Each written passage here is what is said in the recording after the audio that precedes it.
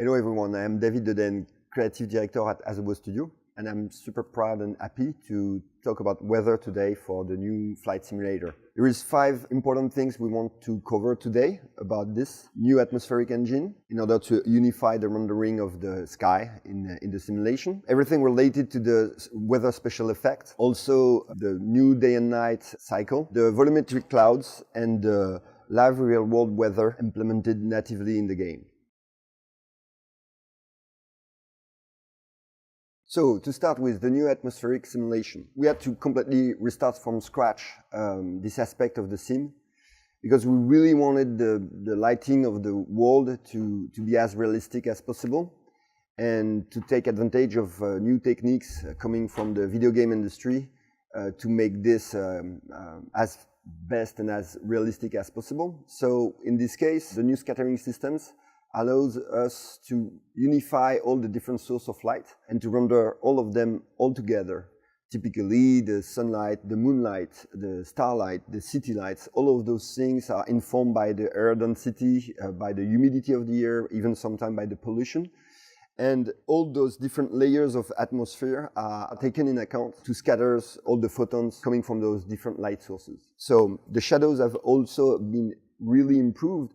Now the mountain casts shadow on the clouds, the clouds cast shadow on the mountains, the clouds cast shadow on themselves, and all of those different layers of clouds cast shadow on the ground, which gives a general feeling of realism which is never seen before. So now, what about the new weather special effect? We've got now a fully volumetric 3D rain natively in the game.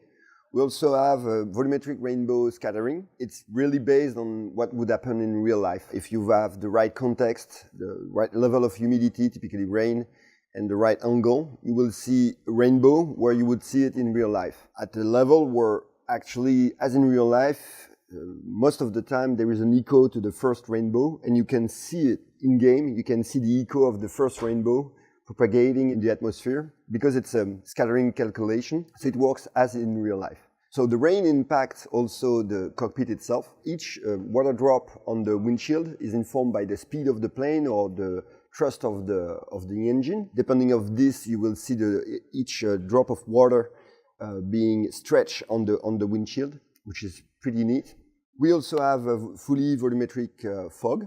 We also have the icing, depending on the real-life parameters and context. So we will see the ice propagating on the wing, and with all the systems that allows the pilot to de-ice the wing. This clip is cool because it shows what I was talking about. You can see this cloud in the middle of the picture, which is lit directly by the sun, because there is a hole in the cloud ceiling, and the other clouds all around are darker.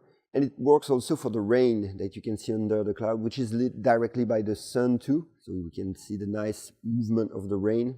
So it's a time lapse, so it has been slightly accelerated in order to demonstrate what I was talking about. Here you can see the rainbow, and if you look at it closely, you can see the echo of this rainbow behind it, again, because it's really based on physical calculation. Here you can see the rain impact the cockpit rendering, and typically the way the water propagates on the windshield itself. And you can see that depending on the speed, the drop of water will be stretched in the direction of the wind, which is pretty neat.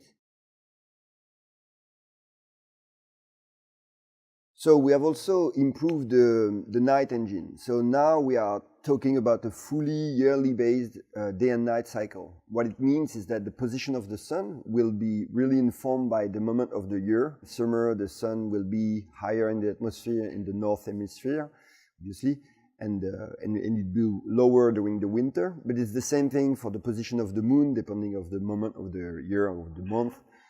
Same thing for the stars, which will have their accurate position in the sky. We have also completely revamped the lights on the ground. So the city lights, the road lights, the runway lights, or the airport lights in general, all those lights will also inform the rendering. You can see the clouds being lit by a city by night. And it allows, as a result, VFR navigation by night, which is pretty cool. All the reflection also are taken in account. So you will see all those lights reflect on the water, for example. which is also rendered as any layer of the atmosphere. It sounds weird, but it's actually the case. So you can see on those videos that during a dark day, the water will be super dark and the reflection of the buildings are really dark. And in a bright day, you can see that suddenly, in this case, the Seattle Bay is pretty colorful, and you can see that the ocean now is at the same spot, much more blue due to the color of the sky and the reflection of the building themselves. It's much more colorful too. So now a few words about the volumetric clouds. To us, they are a little bit the star of the show, because obviously they are super important during a flight. They are generated based on 32 layers from sea level to high altitude. Each of those layers are informed by fuzziness, density, cloud shape, and all those clouds can be seen from any angle. There is no billboard effect. It's truly fully volumetric. They are not only visible from any angle, they are also informed during their life by the updraft, the wind, their dissolution, their formation, that you can see if you observe them exactly like it would be in real life, informed by the real life weather. So it's really neat.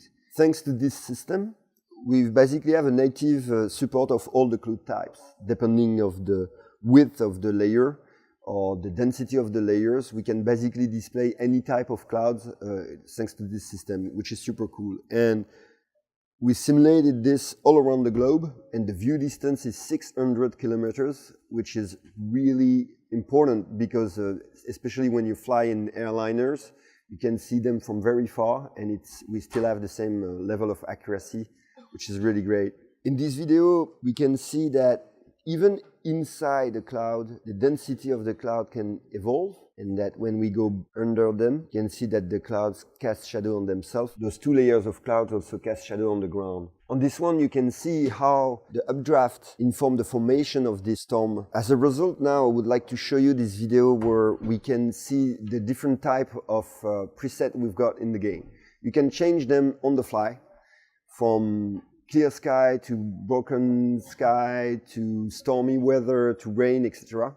All those presets are accessible directly from the in-game interface.